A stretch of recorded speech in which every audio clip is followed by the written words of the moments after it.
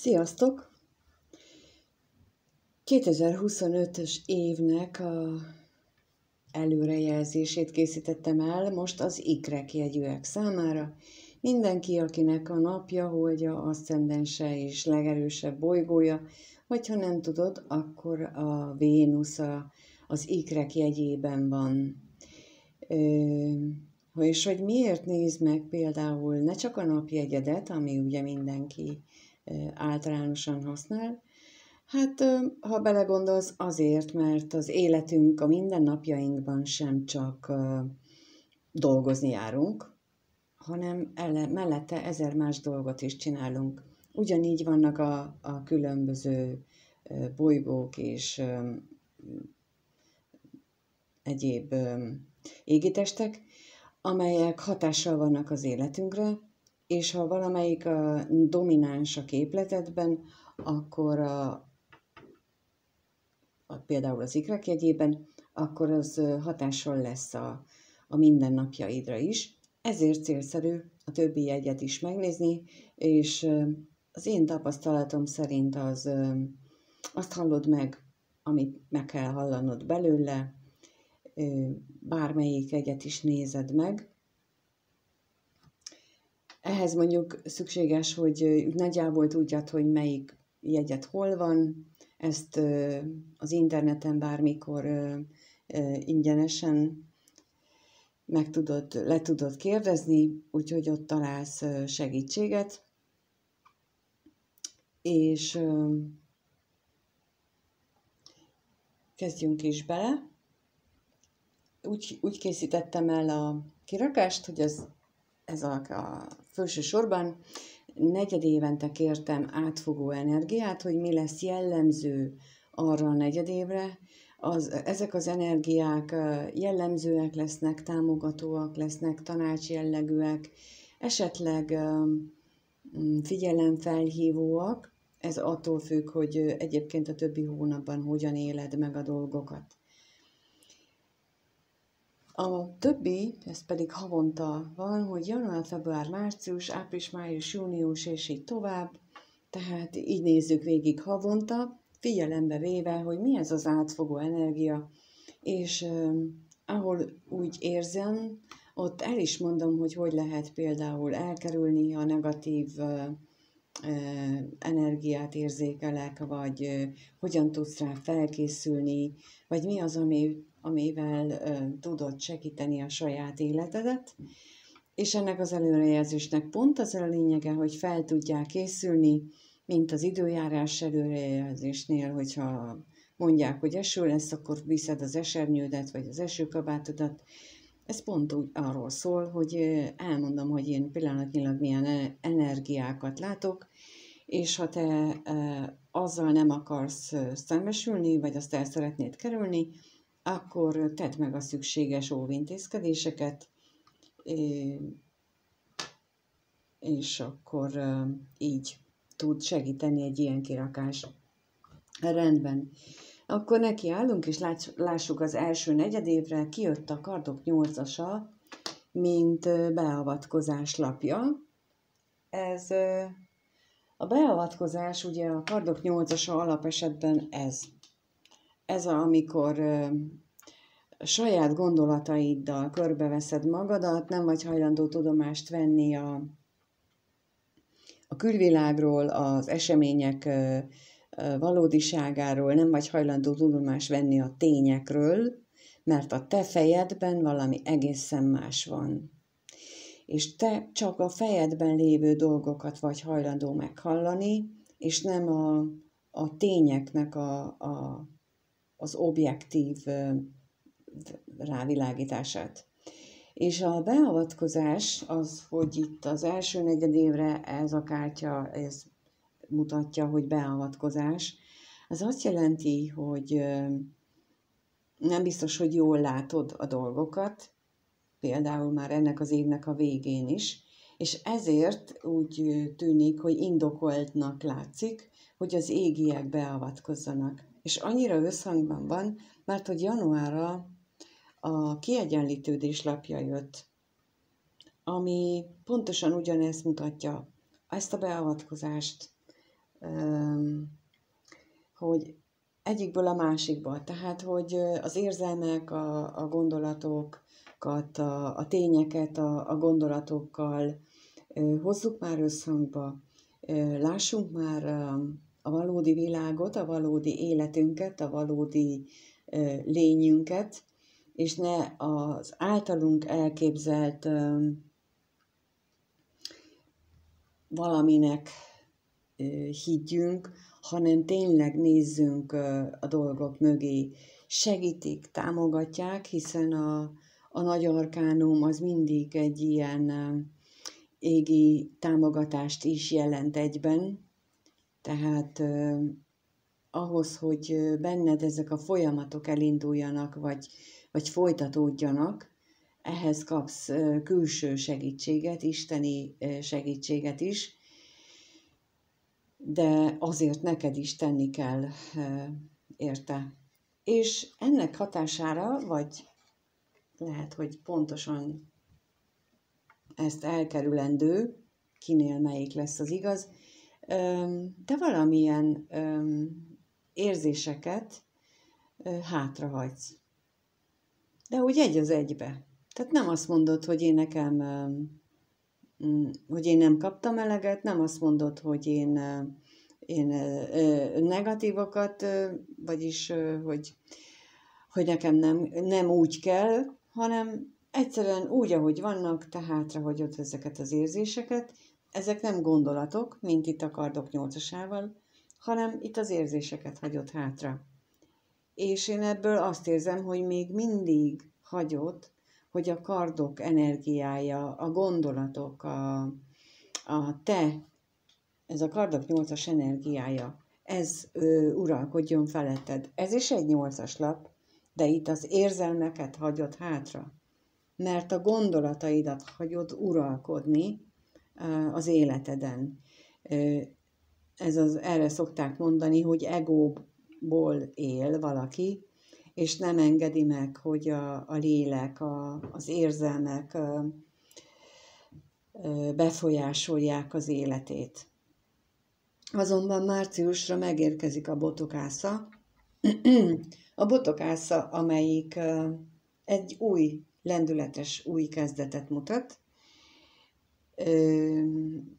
Elképzelhető egyes esetekben, hogy ezt is így egóból gondoltad, mint ahogy itt azt, hogy hátrahagyod az érzéseket. Itt kapsz lehetőséget arra, hogy akkor legyen. Azt mondják az égiek, hogy akkor legyen úgy, ahogy te szeretnéd, hiszen a szabad akaratod működik, te egóból dönthetsz úgy, ahogy te akarod, nem állunk utatba, más aspektusát is szerettük volna megmutatni az életnek, itt a kiegyenlítődés lapjával, de te úgy döntesz, hogy nem, köszönöm, én hátrahagyom az érzelmeket, hátrahagyom a lelkiséget, és csak pusztán a tiszta logika mentén végig gondolva élek, és ehhez jön egy lehetőség, amivel mondjuk te élni is fogsz, tehát beérkezik egy lehetőség, hirtelen jön, és eldöntheted, hogy élsz-e vele vagy sem. Én úgy érzem, hogy igen, hogy te meg fogod ragadni ezt a lehetőséget, mert ugye a botokásza lehetőség jön, aztán hamar tovább is megy, de te ezt megragadod, ezt a lehetőséget. És mert egy nagyon logikus dolognak látszik majd, hiszen a botok az anyagi síkon megjelenő lehetőségről beszél. És hogy miből gondolom? A második negyedév energiájából gondolom, illetve a többi időszak energiáját figyelembe véve látom azt, hogy te ezzel a lehetőséggel élni fogsz, mert a második negyedében a botok ötöse, mint küzdelem lapja jelent meg. Tehát megragadod a lehetőséget, logikus, és úgy gondolod, hogy hát teljesen természetes az, hogyha egy új dolgot elkezdek, akkor azért meg kell küzdeni, ott dolgozni kell keményen, azért, hogy abból valami legyen, hogy az továbbfejlődjön, és eltelik egy kis idő, amíg talán ráeszmélsz arra, hogy talán túl sokat is teszek bele energiát, mert itt áprilisra kijön a remete. A remete, aki elkezd gondolkodni, bölcs, okos, elkezd gondolkodni azon, hogy hogyan alakulnak a dolgok, hogy tényleg jó ez így, tényleg így szeretném. Májusban megjönnek a felvillanyozó gondolatok is, a kardok lovagjával.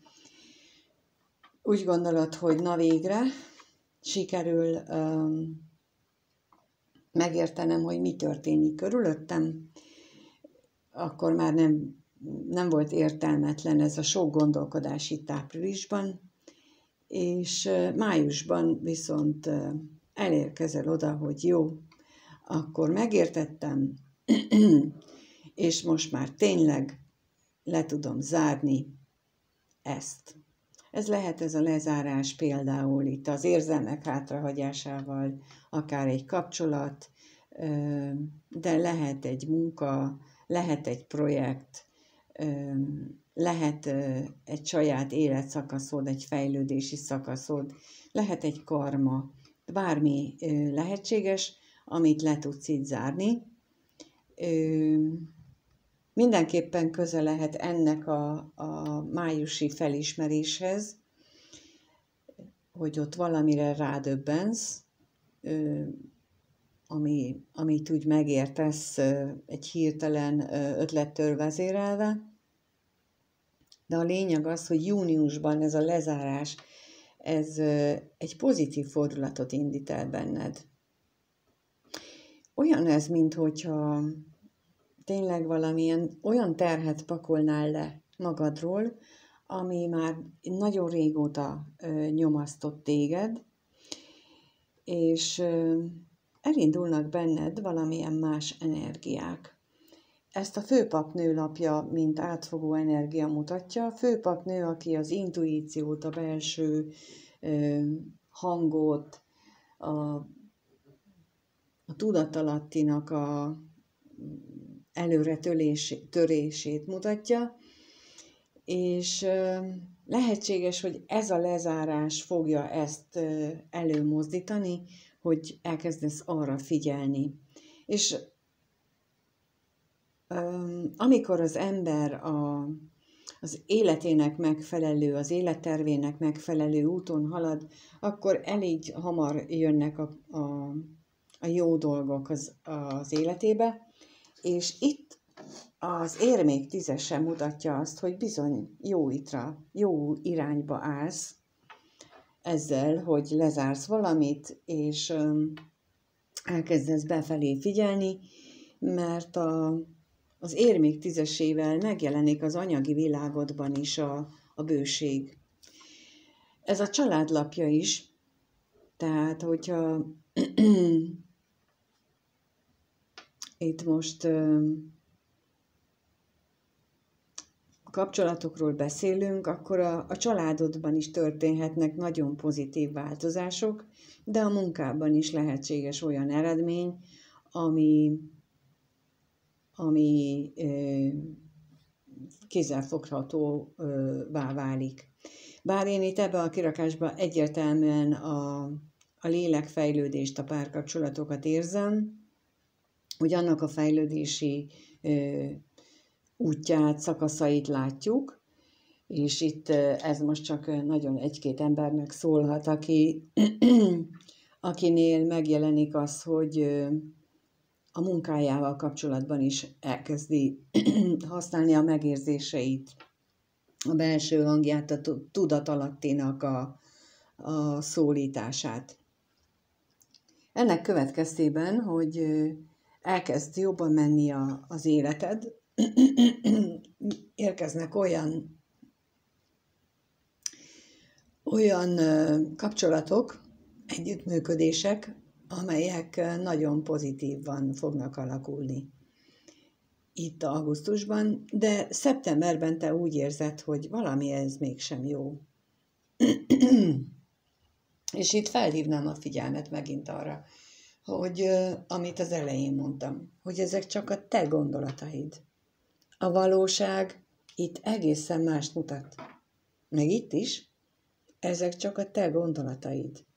A tényeket figyeld. Ne azt, hogy te mit gondolsz, vagy ne azon agyalj, hogy mit gondolhat a másik. Nem számít, hogy mit gondol a másik. Azt lásd, hogy mi történik. Mit gondol a másik, az a gondolatrendőrségnek a feladatköre, amit egyikünk sem szeret. Tehát én itt a Kardok 8-assal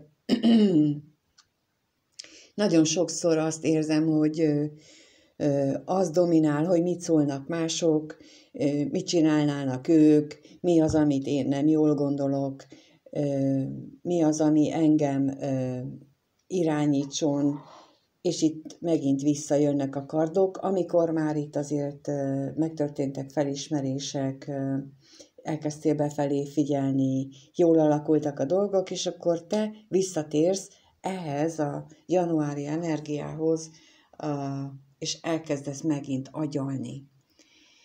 Amit nagyon célszerű lenne elkerülni, illetve ha ráébredsz, hogy ezt csinálod megint, akkor fordítani, és megint elkezdeni figyelni a főpapnő belső hang tanácsaira, ami ahhoz vezet, hogy a 4. negyedében a diadal szekér jött ki, mint átfogó energiának. És ez a diadal szekér, ami itt mutatkozik, ez nem az a lassú diadal szekér, amelyik a többi pakliban szerepel. Itt szárnyakkal ellátott, hát nem is biztos, hogy kőszobrok, de mindenképpen akik húzzák a szekeret, azok szárnyakkal vannak ellátva. A kőszobrok azok pedig a tartóoszlopokat őrzik. Úgyhogy itt ez a diadal szekér nekem azt mondja, hogy ha ezek elindulnak, akkor szélsebesen repítenek téged tovább, és ez az energia uralja majd a 4. negyedévet, amelyik szerintem nagyon, nagyon csodálatos. És ha itt tényleg szeptemberben képes leszel lerakni a önszabotáló gondolataidat, az, hogy mit szólnak hozzá mások, az, hogy mit gondolnak mások, hogy hogyan élik meg mások ezeket a dolgokat, és tényleg csak a tényekre hagyatkozol, tényleg csak a tényeket, a belső érzéseidet veszed figyelembe, vagy azokat is figyelembe veszed, akkor beengeded az életedbe ezt a csodás diadal szekér energiát, és így októberben megjelenik a Kejhek 9-es, ami az én nézőpontom szerint a legjobb. Hiszen a Kejhek 10-ese, arra szokták mondani, hogy a legboldogabb kártlap, igen, de annak, ha vége van, akkor utána már koppanás van. Itt meg nem, itt meg még ezt lehet fokozni. Tehát itt még benne van a várakozás öröme, a továbbfejlődés lehetősége, az érzelmi elmélyülés, de ugyanakkor már megéljük a boldogságot, megéljük azokat a dolgokat, ami igazán örömmel töltenek el bennünket. Tehát ezért szeretem én ezt a Kejhek 9-es lapját jobban, mint a Kejhek 10-est, mert ebben még ilyen várakozás energia is benne van, ilyen még tudjuk, hogy ettől lehet jobb is, és ez plusz ösztönzést, plusz jó dolgokat, plusz jó érzéseket tud számunkra adni. És amiről beszélek, hogy novemberben megjelenik a bolond lapja, hogy nem csak érezzük azt, hogy van ettől még feljebb is, van ettől még jobb is, hanem úgy is dönthetsz, hogy bele is vágsz valami újba, annak az ígéretével, hogy van ettől jobb, van ettől szebb, és az be is fog következni. És ennél a bolondnál nagyon fontos, hogy az univerzum támogatásában te biztos vagy. Tehát itt, amikor megjelenik a főpapnő, és elkezded használni a belső intuíciódat, itt ugyan kétségek jelennek meg benned, hogy arra hagyatkozzál-e, mert a régi megszokás előre tűnik, de legyőzöd. Legyőzöd, mert a diadalszekér energiájával a támogatás is megérkezik számodra. Kicsit kielvezed ezt a csodás élményt, amit ez az energia számodra ad, és azt mondod, hogy jó, akkor nézzük meg, hogy lehet ez még jobb, hogy lehet ezt még szebben csinálni, hogy lehet ez még fokozni, és elindulsz egy új úton. És decemberre megérkezik a Kejhek lovagja. És hogyha ez itt egy lelki fejlődésnek az útja, akkor a Kejhek lovagja jelenti azt a grál lovagot, aki elhozza neked azt a kejhet, amiért te itt egész évben dolgoztál. Ez a lovag még nem azt ígéri, hogy itt marad. Ez a lovag még csak egy olyan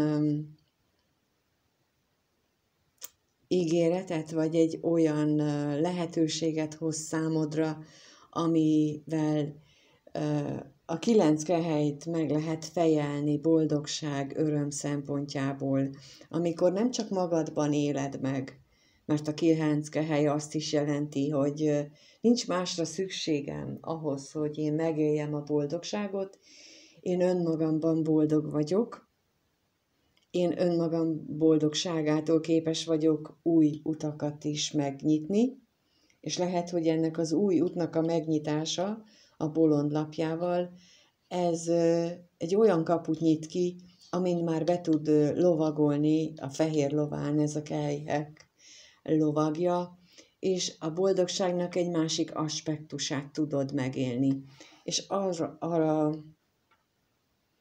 érzek itt párhuzamot a Kejhek lovagjával, ami a Kejhek 9-ese. Tehát, hogy ott sem a maximális boldogság Kejhek 10-es lapja jelenik meg, de már pont olyan boldogságot mutat, pont olyan örömöket, ami szinte a tökéleteshez közelít, és a Kejhek lovagja is egy olyan személy lehet, aki szinte a tökéletességet testesíti meg, mert a tökéletest mondjuk a Kejhek királya képezni, vagy ő lenne, mind ahogy itt a Kejhek 10-ese. Tehát, hogy ez így nagyon összhangban van én nekem, ez itt az egész negyedév, és a diadalszekér meg azt mutatja, hogy bizony ezek gyorsan történhetnek ezek a dolgok, és olyan lendületet mutatnak, amelyikre, hát jó, ha felkészülsz, mert itt ez egy olyan negyedév lehet, amikor végig megtapasztalod az örömöket. Persze nem a nap 24 órájában, hiszen olyan élet nincsen, de hogy általában véve az ember érezheti boldognak magát akkor is, hogyha nem túl pozitív dolgok történnek vele. És én itt ezt az energiát érzékelem ebből, és mint az elején mondtam, ez az éves előrejelzés pont erre való, hogy a figyelmeztetések, vagy azokra az eseményekre figyelmeztessen, ahol ott kell lenned fejben, és tudatosan kell átformálni. Például itt a Kardok 8-asánál, hogy emlékeztess magad arra, hogy már itt évelején ezzel megküzdöttem, akkor nehogy már visszasüppedjek oda, ahonnan elindultam. Tehát magadat könnyebben ki tudod rángatni, hiszen végig csináltad már ezt a folyamatot. Vagy itt a második negyedévben, amikor hoztál egy döntést, és szembesültél annak következményeivel, és akkor így látod ebből az előrejelzésből, hogy mi lehet az, ami téged előre visz, mert te el szeretnéd érni ezt az állapotot, hogy oké, legyen meg az érmék 10-es, a legnagyobb anyagi bőség, jólét, amit én elérhetek. És remélem, hogy mindenki, aki ezt megnézi, azt annak segít, és mivel ebben a kirakásban is nagyon tetten érhető az, hogy te az év folyamán egy nagy fejlődésen, tudásbővítésen mész keresztül, még akkor is, hogyha ezt most pillanatnyilag nem tervezed, vagy nem tapasztalod, ezért célszerűnek tartom egy magasabb energiaszinttel, egy magasabb rezgésben, egy magasabb tudással újra nézni, amikor már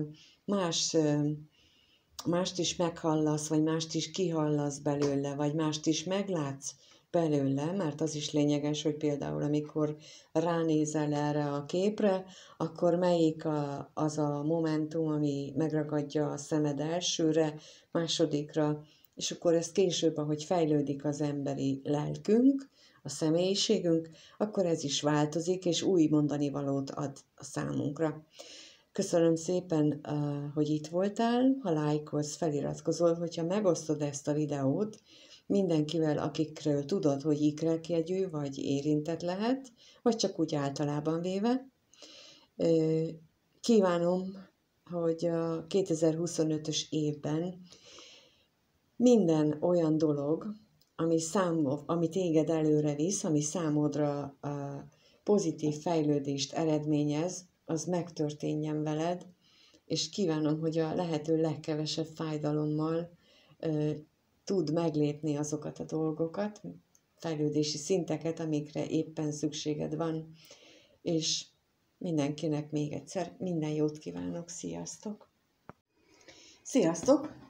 A mérlegjegyűeknek nézzük meg 2025-ös évre, hogy mit mutatnak a lapok, mi az, amire számíthattok, mi az, amire fölhívják a figyelmet, hogy érdemes lenne arra ráfókuszálni, és esetleg elgondolkodni egy másik verzión, mint amit így elsőre jön, és mindenki érintett, akinek a mérlegjegyben található a napja, holdja, aszcendense, vagy legerősebb bolygója, de ha ezt nem tudod, akkor nagyon jó a Vénusz is, mert 3-4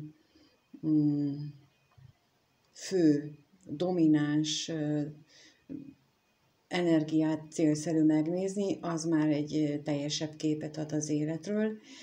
Ez pont olyan, mint hogy ahogy éljük a napjainkat, egy napunkban nem csak az öltözködésünk van benne, hanem benne van a munkánk, a családunk, az utazásunk, a szórakozásunk, és mindenhol másik énünket vesszük elő, és mindenhol más energiát mutatunk, mert hogy azt várják el tőlünk. Ugyanígy működik a világ is, a bolygók energiái ugyanígy hatnak az életünkre, mindig más az, amelyik azt az adott életterületet segíti, gátolja.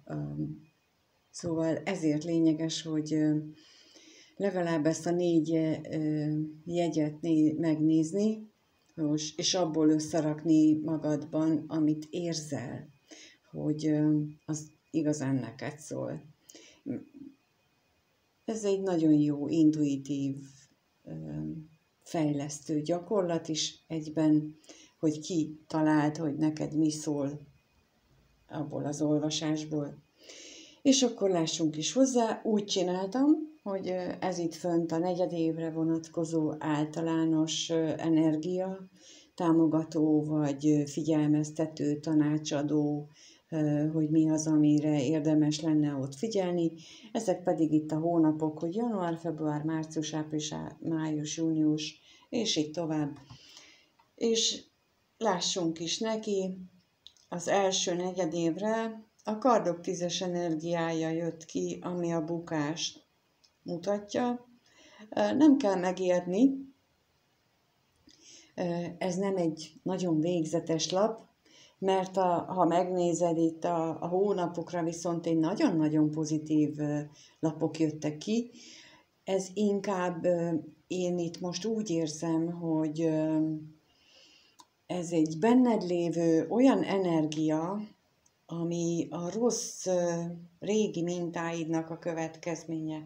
Tehát, hogy állandóan a negatív következményt, vagy a negatív eredményt várod, állandóan ez van benned, hogy úgysem fog sikerülni, meg én mindig ilyen szerencsétlen vagyok, meg nekem mindig közbe jön valami. Szóval inkább ezt az energiát érzem én ebből a lapból, és nem azt, hogy valóban ez következik be, hanem inkább ahogyan te hogyan hozzáállsz az életedhez, és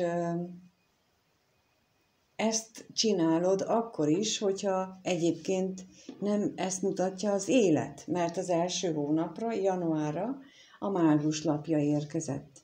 A mágus, akinek minden lehetősége megvan arra, hogy azt teremtse meg az életében, amit akar. És ha te a rossz dolgokra gondolsz, akkor rosszat teremtesz. Na és ennek az előrejelzésnek például pont ez a lényege, hogy szóljon neked, hogy figyelj oda kérlek januárba különösen arra, hogy a elvárásaid, a reményeid, azok pozitív töltetőek legyenek. Nem baj, hogy az élet körülötted nem azt mutatja. Nem baj, hogy a dolgok pillanatnyilag nem úgy mennek, ahogyan az a véleményed szerint jó lenne neked. Ettől függetlenül te még gondolhatod azt, hogy, és pont így, hogy nem baj, vagy mindegy, hogy én mit látok magam körül, én tudom, hogy mindez értem történik, én tudom, hogy ez számomra pozitív eredményt fog produkálni, vagy pozitív eredményt hoz, vagy úton van már hozzám a pozitív eredmény, annak ellenére, hogy pillanatnyilag mást tapasztalok. Vagy mondhatsz olyat is, hogy hálás vagyok azért, hogy a háttérben az univerzum dolgozik az én jólétemért.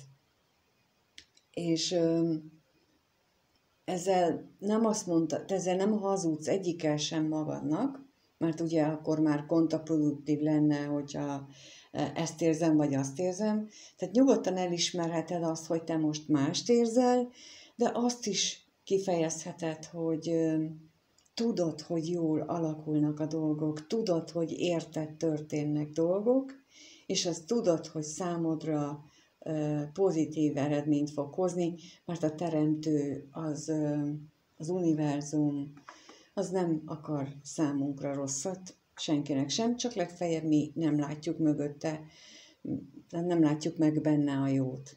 Mert februárban pedig megjön a kardok királya. A kardok királya, aki logikus, aki nem hisz, aki mindent is megélt már, és hagyják őt békén, ő az agyával tud mindent, pedig hát az előző hónapban ott volt a lehetőség, hogy megteremtsd azt a jót, az érzéseket, a szépséget. De az is lehet, hogy ez a kardok királya ráeszmél pontosan erre, hogy ő neki a kezében van minden lehetősége megvan, és ráeszmél arra ennek az előző havi teremtésnek az eredményeképpen, hogy tulajdonképpen mi az, ami őt körülveszi. Ráeszmél arra, hogy hogyan élt ő korábban. Ráeszmél, hogy a saját bukását minek köszönhette. Minek köszönhette azt, hogy ő így élte meg, vagy éli meg az életét, hogy mindig a rosszat várja. Ezt is tudja a kardok királya, és ez is csak tőled függ, hogy melyik aspektusát éled meg ennek az energiának. Bár én nekem úgy tűnik így a márciusi főpappal, hogy hajlamos, egyeseknél bekövetkezik ez a változás, hogy meglátod azt, hogy mi volt mi a negativitásodat okozta, és képes vagy így a hiteddel,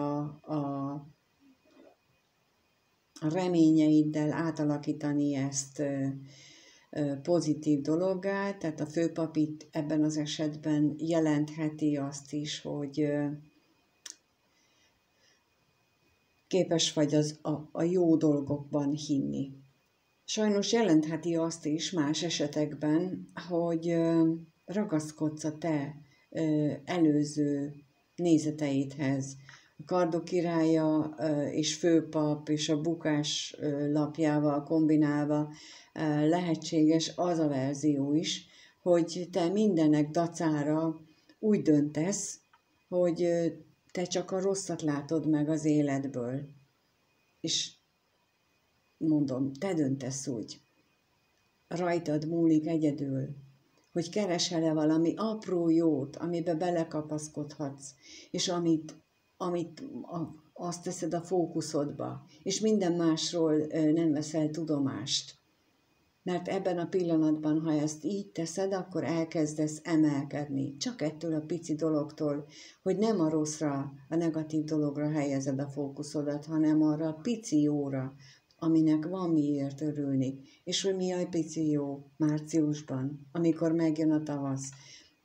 A pici jó az, hogy kibújnak a virágok, a pici jó az, hogy rügyeznek a fák, a pici jó az, hogy újra sokat süt a nap, hiszen elérkezünk márciusban a napi egyenlőséghez, amikor elkezdenek hosszabbak lenni a nappalok. A hideg tél után megjön a nyár ígérete, a május, a szerelem ígérete. Szóval lehet találni jót. És ezt is jelképezheti a főpap, de ez csak rajtad múlik.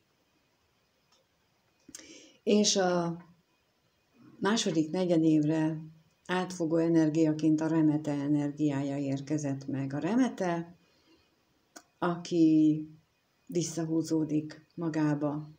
Talán meghallgatod akkor is újra ezt, amit most elmondtam. Talán elkezdesz rajta bölcselkedni, hogy lehetséges ez, hogy annyi minden történik velem, és én mégis megpróbálok a jóra fókuszálni. Talán ez a remeteség ezt fejezi itt ki, hogy mindegy, hogy mi történik, te képes vagy arra, hogy mérlegeld az életedet, a döntéseidet, a korábbiakat, és ezért mondjuk visszavonulsz.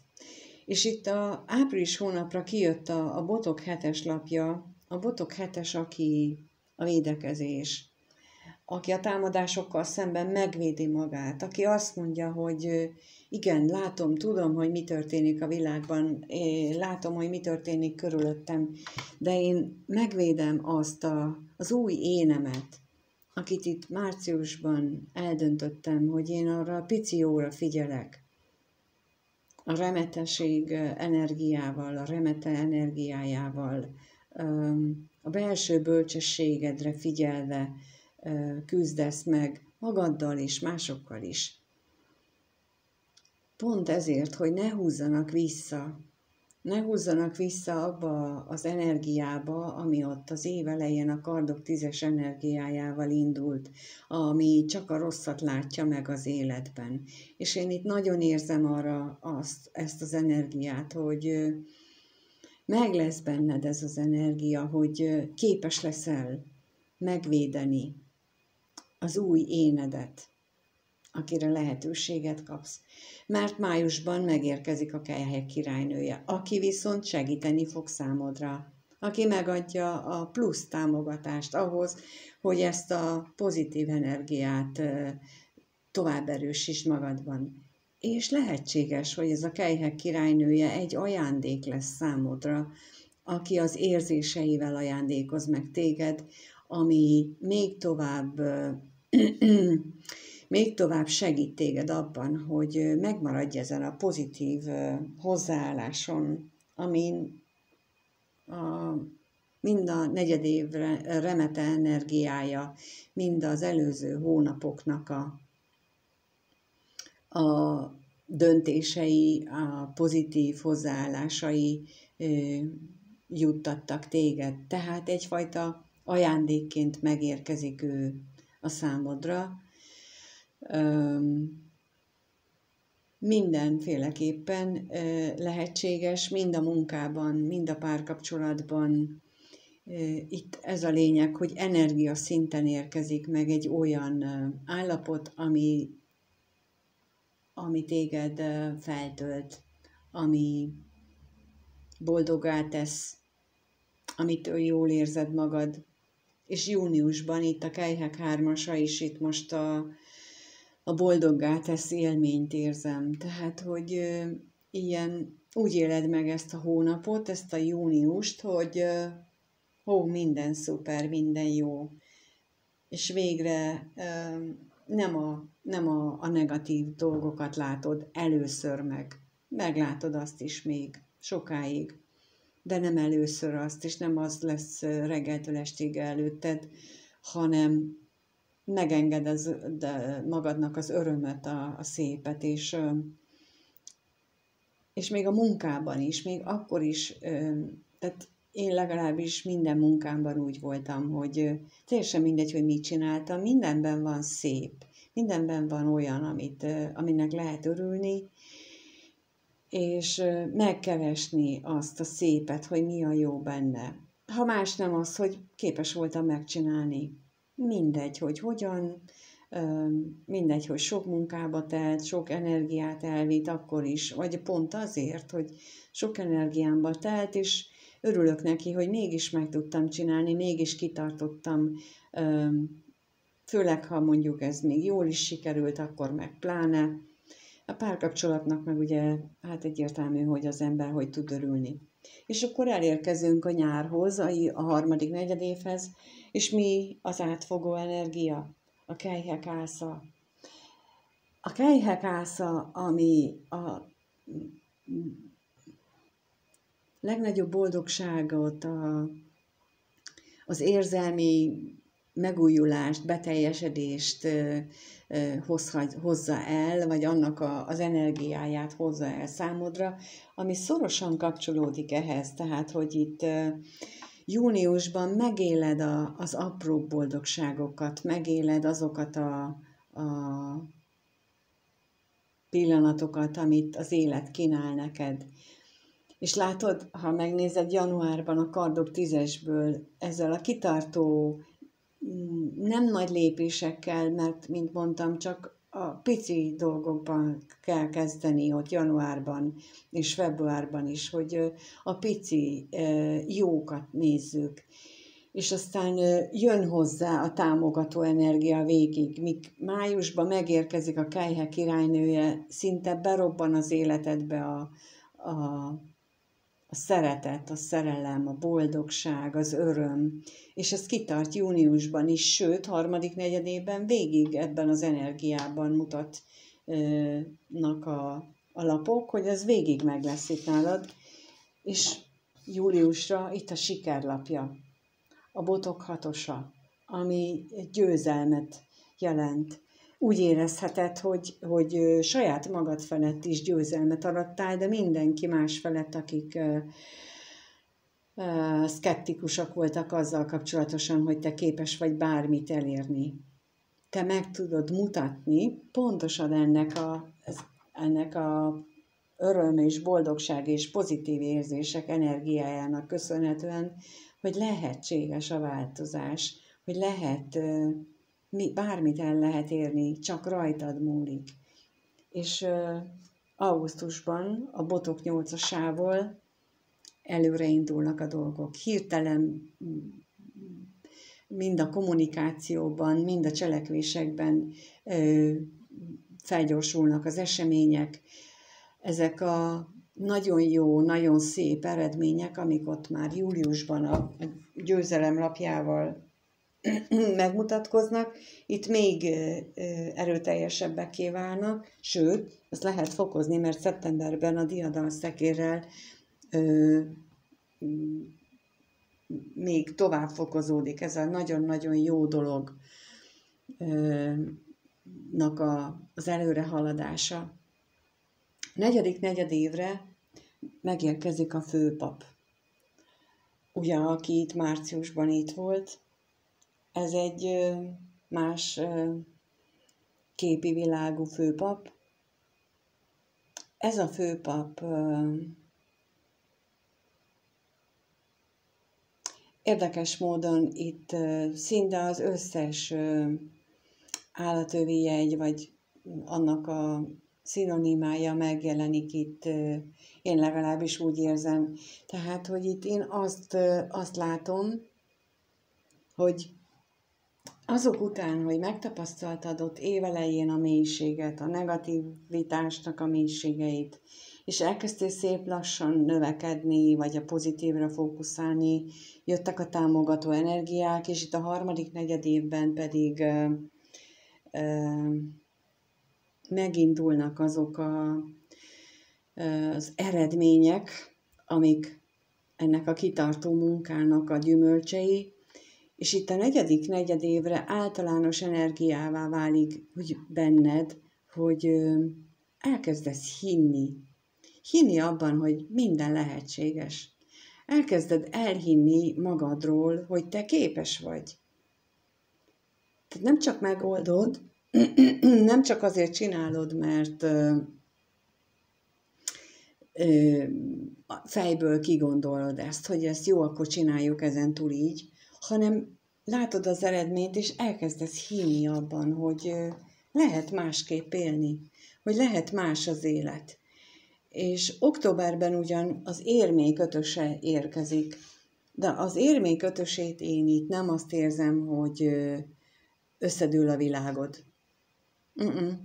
Nem azt érzem, hanem azt érzem, hogy jönnek olyan események, amelyek meg akarják ingatni a te hitedet. Jönnek olyan események, amelyek azt akarják bebizonyítani, hogy amit te elképzeltél, az nem lehetséges. Hogy te nem vagy elég jó ahhoz, hogy te megkapd azt, amit szeretnél. És itt mondok egy példát, ha van egy kapcsolatod, és azt mondjuk itt az év elején azt mondod, hogy jó, én ettől jobbat szeretnék. Én képes vagyok, mert hogy az a kapcsolat mondjuk számodra már nagyon régóta beteges, vagy nagyon régóta szeretnéd lezárni, de nem tudod, hogy hogyan. És itt eldöntöd magadban, hogy én többet szeretnék, én azt szeretném, hogy nekem olyan kapcsolatom legyen, ahol engem szeretnek, ahol engem értékelnek, ahol én megmutathatom, hogy ki vagyok. Akkor erre itt lehetőség érkezik, sőt, májusban meg is érkezhet az a párod, mindegy, hogy te fiú vagy nő, férfi vagy nő, vagy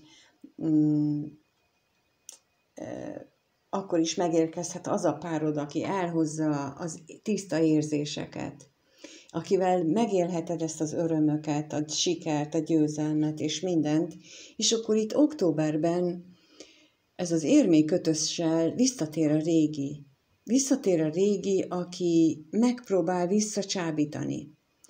Mert azért valljuk be, vannak olyanok, akik látva a te boldogságodat, azt nem tudják lenyelni. Azt ők maguk veszteségként könyvelik el, a saját veszteségükként, és irigylik tőled a boldogságot, és ezért visszajönnek, és megpróbálják elvenni tőled. Vagy például a harmos kapcsolatok dinamikájában nagyon gyakran megfigyelhető az, hogy amikor az a személy, aki talál egy új, jobb kapcsolatot, akkor ő átkerül egy magasabb energiaszintre. És akkor ez a magasabb energiaszint, ez nagyon vonzó lesz annak a számára, akivel mondjuk már hosszú ideje együtt van, és tulajdonképpen már jó ideje nagy ívben tesz erre a személyre, de attól, hogy az új kapcsolat révén egy szép energiába kerül, attól ő is kívánatos lesz, és vissza akarja szerezni. Nem azért, mert ő adni akar neki, csak kell az ő, annak a másiknak a pozitív energiája, amit a harmadik féltől szerez. Na, és akkor itt következik be az, hogy akkor ha a harmadik feles szituációban ők elterveztek egy közös életet, és akkor a régi az visszajön, és arra próbálja rávenni, és sokszor sikerül is neki, hogy akkor kezdjék újra, mert hát milyen szép életük volt már korábban is, hogy ez újra így lesz, nem lesz. Mert azt az energiát ő már nem fogja tudni megoldani, vagy visszahozni, ami elment. Ebből a harmadik személy energiájából táplálkozik mind a kettő, és itt ez mutathatja ezt is, hogy megpróbálja a régi azt, hogy csináljuk vissza a dolgokat. De úgy látom, hogy a mérlegjegyűeknek lesz bátorsága, kitartása és hite, amit a főpapra mondtam itt az elején, hite ahhoz, hogy megvédje magát ettől a támadástól. Lehet, hogy átmenetileg belecsúszik, lehet, hogy átmenetileg hisz a szép szavaknak, hisz az ígéreteknek, de itt novemberben a Botok 9-esével kiáll magáért. Kiáll magáért, és azt mondja, hogy nem, veled nem értem el ezt a szépet, amit itt egyedül megvalósítottam. És tudom, hogy volt szép életünk, de én megvédem magamat, ezt az új énemet, az új hitemmel. És mi a jutalom? Decemberben a Botok királynője. Megérkezik, ugye itt megjött a Kejhek királynője, és itt megérkezik mondjuk a Kejhek királynőjének a másik oldala, vagy egy másik személy, attól függően, hogy kinek hogy rezonál, hogy megérkezik az, aki azt a tüzet, a lendületet, a szenvedélyt hozza be az életedbe, vagy te magadnak az életébe, azzal, hogy megvédd a saját elhatározásodat, a hitedet, a kitartásodat. Ennek következménye az, hogy ez a szenvedély, ez a kitartás, ez a lendület, ez létrejön, ez abból ered, hogy azt mondod, erre a kísértésre hitt, hogy nem, mert erősebb a hitem abban, hogy én érek valamit. Hogy én ezt létrehoztam egyszer, és sokszor meg tudom tenni. És én nekem akármennyire is bukással indul, a Kardok 10-esével indul ez az év, azt gondolom, hogy ez egy nagyon, nagyon szép év lesz a mérlegek számára. És ha úgy gondolod, hogy az év folyamán szükséged van arra, hogy erőt vagy támogatást nyerjél az éppen aktuális nehézségeidhez, vagy éppen aktuális megtapasztalásokhoz, akkor gyere vissza és nézd meg, és nézd meg azt, hogy mi vár rád. Mi vár rád, ha kitartasz, mi vár rád, ha megmaradsz a pozitív úton, mi vár rád, hogyha elhiszed magadról azt, hogy te képes vagy megvalósítani, hiszen itt a siker,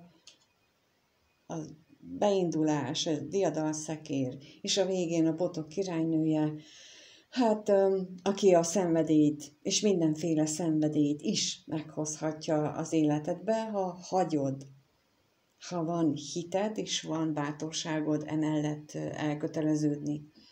De ez csak tőled függ, és gyere is, meríts erőt újra ebből a lapokból, hogy van számodra pozitív végkifejlet. Én nagyon remélem, hogy mindenki, aki ebben a helyzetben lesz, és mindegy, hogy munka tekintetében, itt az energiák lesznek a lényegesek, hogy te benned ezek hogyan vetül, vagy hogyan képeződnek le, meg tudod oldani. Látszik egyértelműen, hogy képes vagy rá, hogy ebből kihoz egy csúcs dolgot. És én ehhez kívánok nagyon sok erőt, kitartást, hitet, és köszönöm, hogyha itt voltál, megnézed, köszönöm, ha lájkolsz, feliratkozol, és egyébként mindenkinek minden jót kívánok 2025-ös évre is. Sziasztok! Sziasztok! 2025-ös évnek az eseményeit nézzük meg a vízöntők számára. Vízöntő az, akinek a napja, holdja, aszcendense ebben a jegyben van, de a legerősebb bolygó, vagy ha azt nem ismered, a Vénusz jegy is nagyon jól mutathatja azt, hogy rád ez mondjuk valamilyen szinten érvényes lesz, mert tulajdonképpen szinte naponta változik az, hogy melyik bolygónak a hatása erősebb ránk, és ezt nem tudjuk megmondani, hogy ma, holnap, januárban, márciusban melyik jegy lesz az, amelyik domináns lesz az életünkben, ezért javaslom, hogy nézzétek meg mindet, és igazából fogjátok érezni, hogy ez most bennetek van, nektek szól, vagy nem. Én úgy készítem el ezt az előrejelzést, hogy minden negyedévre húzok egy átfogó energiát. Ez az átfogó energia, ez lehet tanács, lehet figyelmeztetés, lehet egy háttérinformáció, ami segít abban, hogy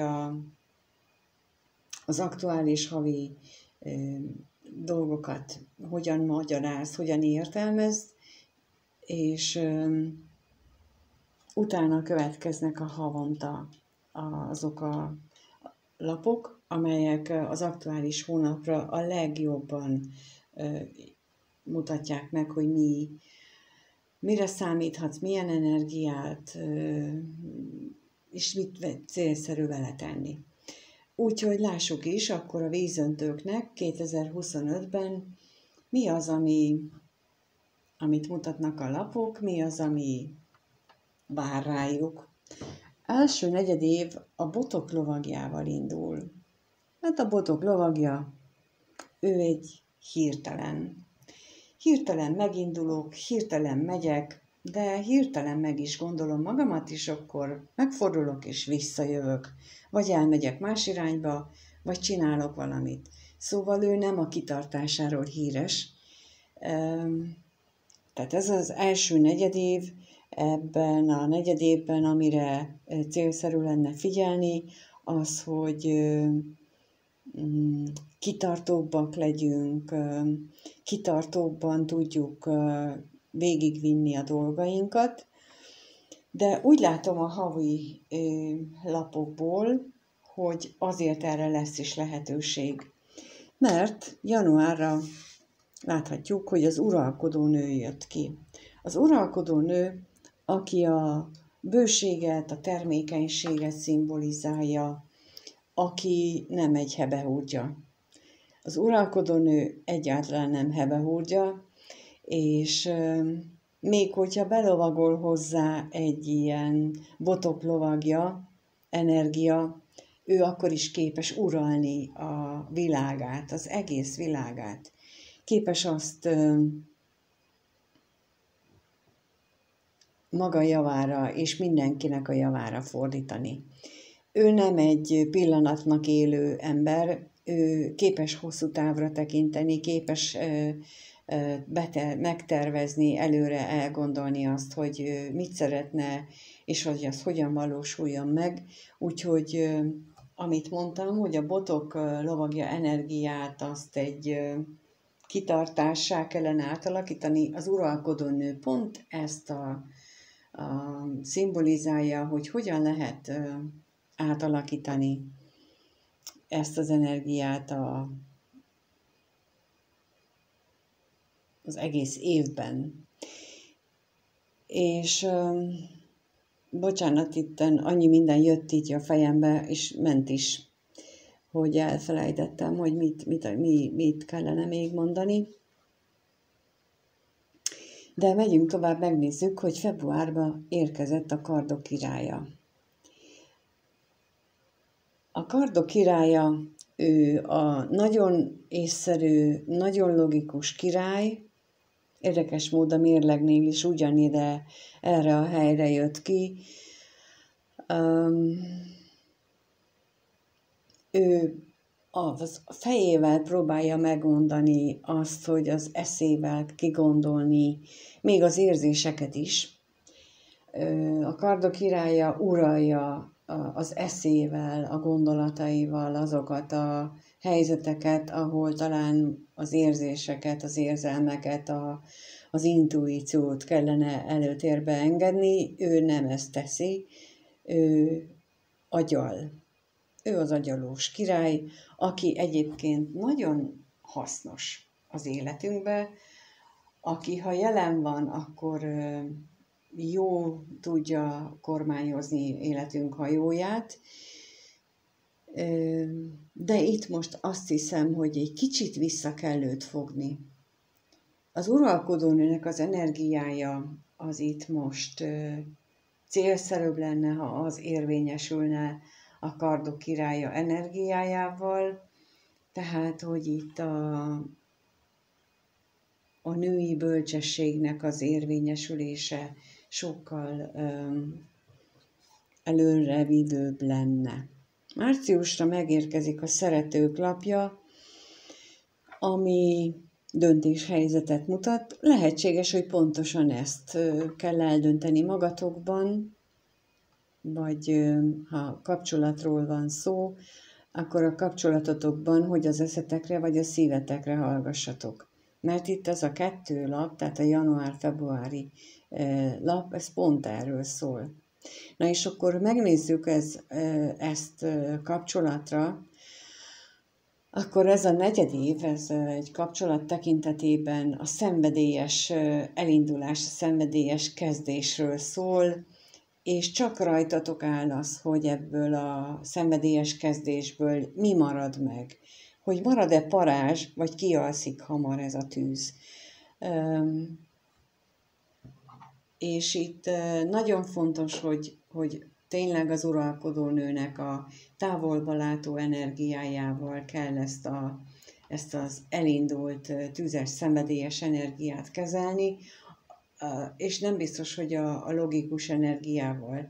Tehát ugye a kardok királya energiája egy ilyen szenvedélyes kapcsolatnál elképzelhető, hogy elkezdi megmagyarázni, hogy hát ez miért nincs értelme.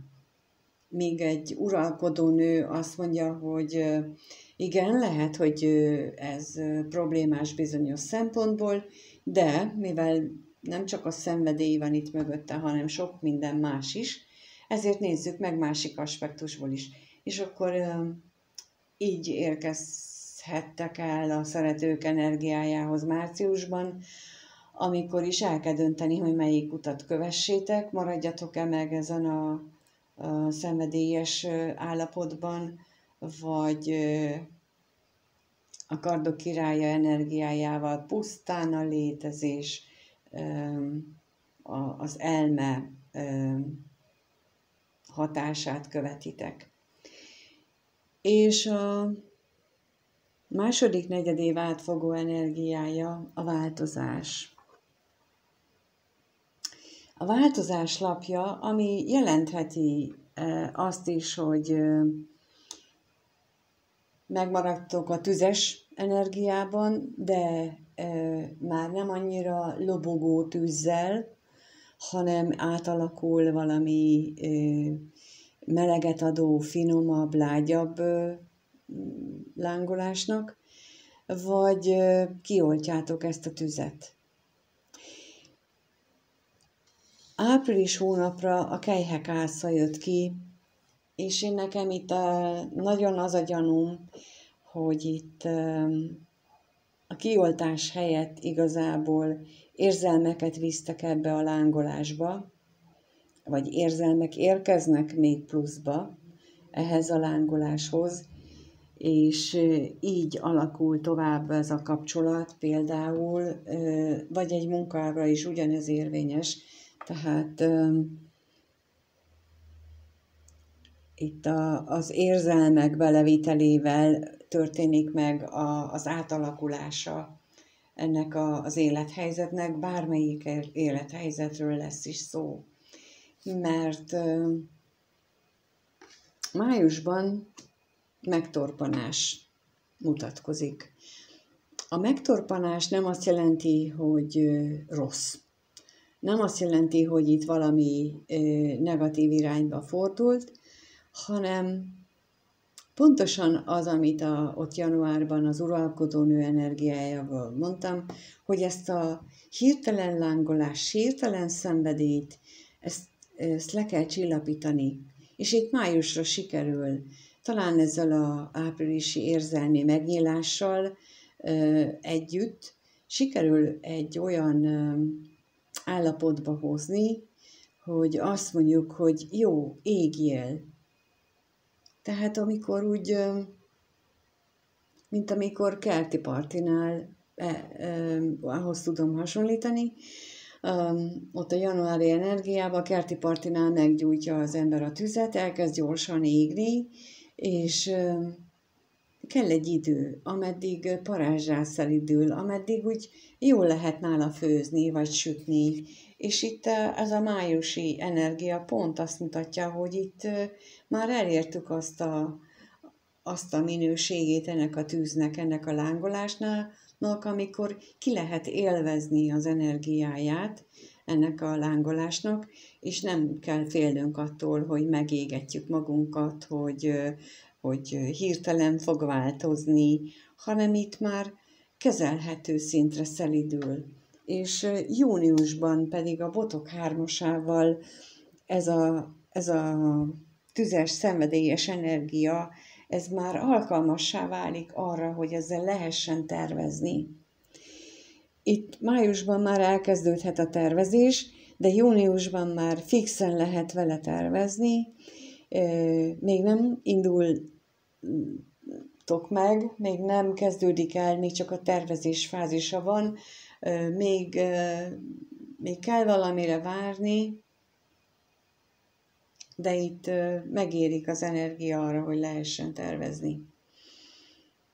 És akkor elérkezünk a nyár közepéhez, és a harmadik negyedév átfogó energiája az ördög. Az ördög, aki ugye tudjuk, hogy sosem alszik, így sem. Lehetséges, hogy elkezdi alattomos munkáját bennetek. Lehetséges, hogy elkezdi mondani azt, hogy ez az energia, amit ti itt felépítettetek ez alatt a fél év alatt, ez csak látszat. Ez nem is annyira jó. Ez megéget benneteket. Ez hosszú távon nem kitartó. Ez semmire sem való. Szóval elkezd bennetek beszélni a kis ördög, elkezdi elültetni bennetek a kételkedést, és itt júliusra a botok 4-ese lapja jött ki, ez tulajdonképpen a betegség lapja, az amit azt mutatja számomra, hogy valamilyen módon ez az ördög energiája sikerrel jár. Kétségek keletkeznek bennetek abban, hogy jó az irány. Kétségek lehetnek bennetek a tekintetben, hogy amit eddig csináltatok, azt jól csináltátok-e, az, hogy lehet-e így folytatni, vagy szabad-e így folytatni.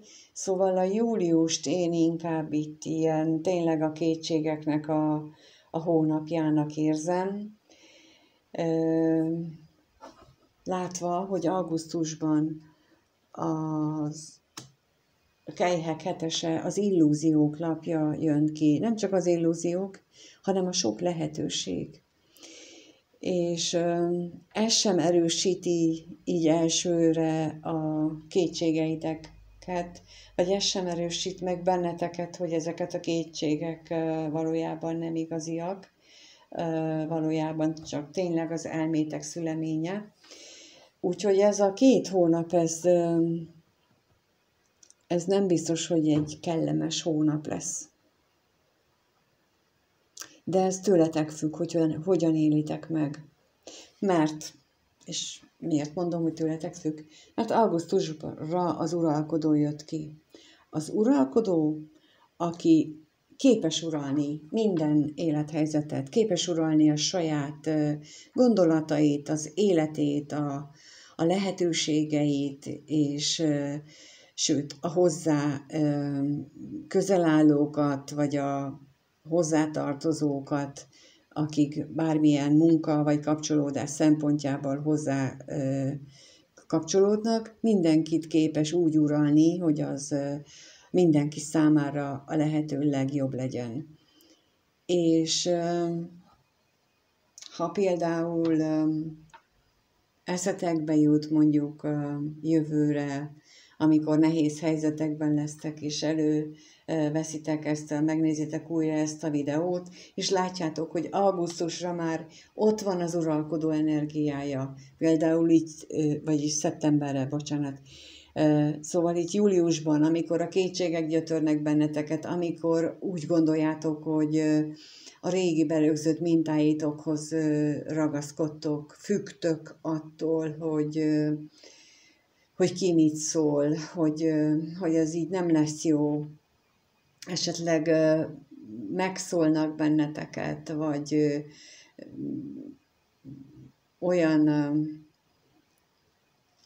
olyan berögződéseitek kerülnek előtérbe, ami a múltból jön, akkor előveszitek ezt a videót, és látjátok, hogy az uralkodó jön ki szeptemberre. Tehát, hogy ez átmeneti, ezt ki lehet bírni, ezen túl kell lendülni, mert utána már képesek lesztek megélni azokat a jó dolgokat, amit az élet tartogat számotokra. És nem csak átmenetileg, mert a 4. negyedévre az uralkodás lapja jött ki. Tehát nem csak itt a 9. hónapban mutatkozik meg az uralkodó energiája, hanem az azt követő teljes negyedévre is. Tehát amit ott szeptemberre összeraktok magatokban, azt utána még legalább 3 hónapon keresztül fogjátok tudni következetesen végigcsinálni, végigvinni, és ez az, ami ebben a kételyekkel teli júliusban, illúziókkal, talán látszat lehetőségekkel teli augusztusban elbizonytalaníthat benneteket.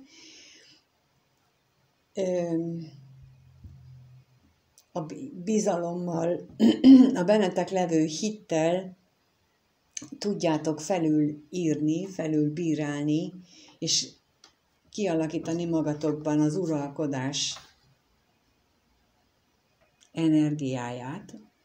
És októberben a kardok lovagjával megérkezik egy olyan hír, egy olyan információ számotokra, ami megerősítheti azt, hogy jó úton jártok. Ő hirtelen jön, ő nem fogtok rá így számítani. Egy teljesen váratlan esemény kapcsán fog ez bennetek tudatosulni, de mivel az uralkodás energiája, a negyedév átfogó energiája, ezért ez a felismerés, amit a kardok lovagja hoz hirtelen, aki belovagol, az pozitív lesz. És novemberre a Kelyhek királynője érkezik. Ha a kapcsolatokról beszéltünk idáig, ugye az első negyedévben ott egyértelműen az a jellemző, sőt a második negyedévben is ez a jellemző, és a harmadik negyedévben is ez a jellemző, tehát ha arra vonatkozik még itt mindig, akkor itt azt látszik, hogy a kapcsolatnak az átmeneti hullámvölgyén felül kell emelkedni, és meg kell találni azt, ami jó ebben a kapcsolatban. Meg kell találni azokat a pozitív dolgokat, ami ezt a irreális ragaszkodást, amit az ördög mutat, ezt le tudja dobni magáról, és utána már jöhetnek felismerések, és utána berobbanhat az életetekbe, vagy ebbe a kapcsolatba energiaszinten a Kelyhek királynője érzése, energiája, ami a tiszta, szép érzést, a tiszta, szép boldogságot, örömet jelképezi, és erre ti lehetőséget kaptok, hogy ezt megéljétek itt novemberben. Még akkor is mondjuk, hogyha itt július-augusztusban hát nem a legpozitívabban intézitek el a dolgokat, azért ott a november környékén egyfajta jutalom érkezhet. És decemberben a Botok 9-ese érkezett, amiből én azt látom, hogy ez a novemberi Kelyhek királynője az letaglóz benneteket. Tehát annak olyan elementáris ereje lesz számotokra, ami első reakcióként egy védekezés vált ki bennetek.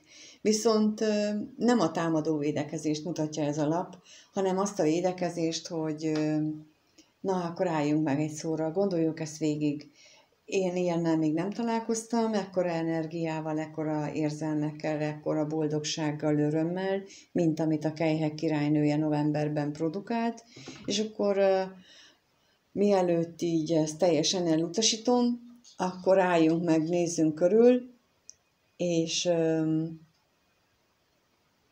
hogyan tudom én ezt uralni, mert az egész negyedévnek az energiája az uralkodás, tehát azon tudsz elgondolkodni, hogy hogyan tudod te uralni ezt a hatalmas érzelmi energiát, amit itt a Kelyhek királynője behoz az életedbe, vagy személyként, vagy energiaként, vagy kapcsolatban, vagy munkában, de az a lényeg, hogy egy nagy érzelmi löket tehát jelent biztosan, amire nem vagy így felkészülve, viszont ezt bele lehet simítani, bele lehet illeszteni a mindennapi életedbe, és itt ez az a pillanat, ami a legalkalmasabb erre. Ezeket az energiákat, ezeket a lapokat, ezt lehet, hogy egész hónapban ez a hatást tapasztaljátok. Lehetséges, hogy csak pillanatokra jönnek meg ennek a hatása. A lényeg az, hogy ez, mint mondtam, olyan, mint az időjárás előrejelzés, hogy ha tudod, hogy esni fog az eső, akkor készítesz egy esernyőt vagy esőkabátot. Ha tudod, hogy itt valamihez betegesen fogsz ragaszkodni, akkor arra felkészülsz, mondjuk itt, vagy ha már szembesültél azzal, hogy ó, Istenem, már megint mit csinálok, akkor logikusan át tudod magadban gondolni, át tudod formálni ezt a ragaszkodást, és tudod azt mondani magadnak, hogy nem, hát ez múltkor se volt jó már nekem, akkor most másképp döntök. Vagy ugyanígy itt, amikor a védekezés lapja kijön, hogy ha tudod, hogy ez egyébként ez egy nagyon pozitív energia, ami érkezett a számodra, és bár ismeretlen, és félelmetes is, de te szeretnéd, akkor tudod magadnak azt mondani, hogy jó, akkor nem védekezek ellene tovább. Tehát ezek az előrejelzések erre valók, hogy felkészüljél, illetve ha ott vagy, akkor tudjál rá reagálni, mert látod mondjuk a következő időszaknak az energiáját, és akkor annak megfelelően tudsz segíteni, hogy az a következő időszak energiája bekövetkezzen, vagy ne.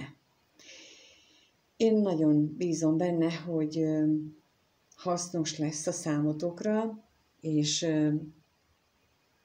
érthető volt, vagy érthető lesz ez a kirakás, és meg tudjátok úgy élni az életeteket, hogy ebből a lehető legtöbb jót hozzátok ki. Én kívánom, hogy mindenkinek sikerüljön, és örülök, hogy itt vagytok, és köszönöm, hogy itt vagytok és megnézitek ezt a videót. Köszönöm, hogyha lájkoljátok, megosszátok, a kommentelitek, ha feliratkoztok a csatornára, és mindenkinek minden jót kívánok 2025-ös évre. Sziasztok!